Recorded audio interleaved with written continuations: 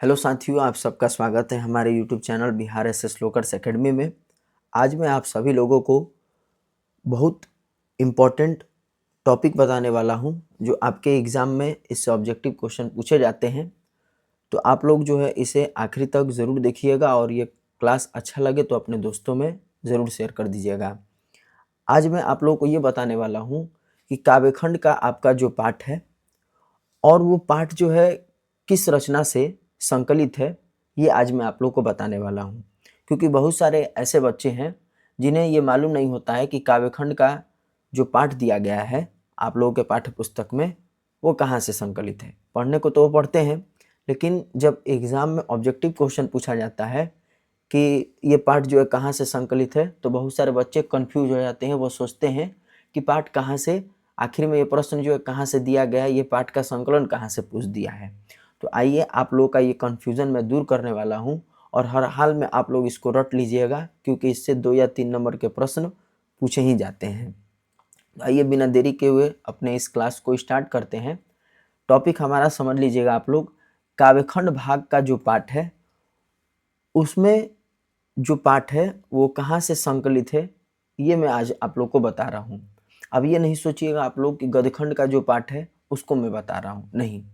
काव्यखंड का जो पाठ है टोटल 1 से लेकर के 13 पाठ तक, यानी कण्वक पाठ से लेकर के जो हमारा गांव का घर है वहाँ तक जो पाठ है वो कहाँ से संकलित है, ये मैं आज आप लोग को बताने वाला हूँ।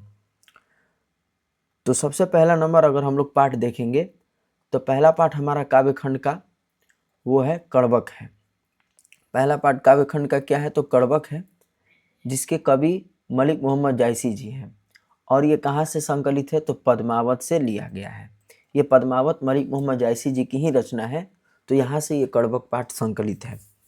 इसके बाद अगर हम बात करेंगे दूसरा पाठ का, तो दूसरा पाठ हमारा पद है और ये कहाँ से संकलित है, तो सूरसागर से लिया गया है। ये हमारे सूरदास जी की रचना है और सूरदास की रचना सूरसागर जो है वहीं से संकलित है, ठीक ना। सूरसागर से यह लिया गया है, तो ये बात आप लोग जरूर याद रखिएगा। आगे हम लोग बात करेंगे तीसरा पाठ का। तो तीसरा जो पाठ है ये हमारा पद पाठ तुलसीदास जी का रचना है, लेकिन इसको नहीं बताया गया कि कहाँ से संकलित है, ठीक ना। कुछ पाठ ऐसे हैं काव्यखंड में जिसमें मतलब कि आप पढ़िएगा पाठ को तो वहाँ नहीं मेंशन किया गया या नहीं बताया गया है कि ये कहाँ से संकलित है। तो जो पाठ नहीं बताया गया है वो पूछता भी नहीं है, तो यहाँ पर मैं उसको ब्लैंक कर दिया हूँ ताकि आप लोग को समझ में आ जाएगा कि कौन सा पाठ कहाँ से संकलित है और कौन सा पाठ जो है कहाँ से संकलित किताब में नहीं दिया हुआ है, तो वो भी आप लोग को पता चल जाएगा। इसके बाद अगर हम चौथा पाठ को देखेंगे तो छप्पय पाठ है, जिसके कवि नाभादास है और ये भक्तमाल से संकलित है। इसके बाद कवित की अगर हम लोग बात करेंगे तो कवित का संकलन किताब में नहीं दिया हुआ है। छठा लेसन जो है तुमुल कोलाहल कलह में है, जिसका ये कहाँ से संकलित है, तो ये कमायनी से लिया गया और इसके कवि हमारे जयशंकर प्रसाद हैं। इसके बाद सातवां पाठ की बात करेंगे, पुत्र वियोग है। सातवां पाठ हमारा पुत्र वियोग है और इसकी कवित्री सुभद्रा कुमारी चौहान है और यह मुकुल से लिया गया है। ये सुभद्रा कुमारी चौहान की रचना मुकुल वहीं से संकलित है। इसके बाद अगर हम लोग बात करेंगे आठवां लेसन का, तो आठवां पाठ हमारा उषा है।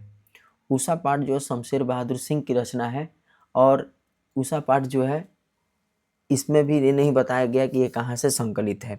उसी तरह जन जन का चेहरा एक है, यह हमारा गजानन माधव मुक्तिबोध का रचना है। इसमें भी नहीं जिक्र किया गया है कि हमारा यह पाठ कहाँ से लिया गया है। लेकिन आगे हम लोग देखेंगे अधिनायक को, तो अधिनायक आत्महत्या के विरुद्ध जो रघुवीर सहाय की रचना है वहाँ से ये संकलित है। प्यारे नन्हे बेटे को कविता की बात करेंगे हम लोग, तो ये वह आदमी नया गर्म कोट पहनकर चला गया विचार की तरह, इस पाठ से इस रचना से जो है संकलित है, जो विनोद कुमार शुक्ल की है। हारजीत जो है ये कहीं नहीं वहीं से संकलित है, जो अशोक वाजपेयी की रचना है। गांव का घर की बात करेंगे तो गांव का घर संत स्यात्मा से लिया गया है और यह संत स्यात्मा भी हमारा जो ज्ञानेंद्रपति है उनकी रचना है। तो मतलब कि जो भी पाठ दिया गया है आपके पाठ्य पुस्तक में काव्यखंड भाग में, और उसके जो राइटर है यानी कवि या कवित्री हैं, उन्हीं के किसी रचना से जो है यह पाठ संकलित है। इतना तो आप लोगों को समझ में आ गया होगा। जो भी चीज़ मैंने बताया कुछ अलग नहीं बताया, आपके पाठ्य पुस्तक में ही पाठ का नाम दिया गया है, कवि कवित्री का नाम दिया गया है और उन्हीं की किसी एक रचना से जो है ना हमारा यह पाठ संकलित है। तो मैंने आप लोगों को बता दिया, इसको आप लोग ज़रूर याद रखिएगा, अपनी कॉपी में नोट कर लीजिएगा। और अगर ये पीडीएफ को आप प्राप्त करना चाहते हैं तो आप हमारा एसएस लोकर्स एकेडमी का टेलीग्राम चैनल ज्वाइन कर लीजिएगा, जहाँ पर आपको फ्री में पीडीएफ नोट्स मिल जाएंगे। बाकी डेली जो है हमारे यूट्यूब चैनल पर क्लासेस चलती हैं, तो आप वहाँ यूट्यूब चैनल को ज्वाइन कर सकते हैं। अगर आप हमारे चैनल पर नए हैं तो बेल आइकन को प्रेस कर दीजिएगा, ताकि हमारे नए नए क्लासेस के अपडेट आप लोगों तक मिल जाए। और ये क्लास कैसा लगा कमेंट में आप लोग ज़रूर बताइएगा। इस क्लास से जुड़ने के लिए आप लोगों का धन्यवाद। मिलते हैं इसी तरह के नए वीडियो में, तब तक के लिए आप लोग स्वस्थ रहिए, मस्त रहिए, अपना पढ़ाई लिखाई करते रहिए। धन्यवाद।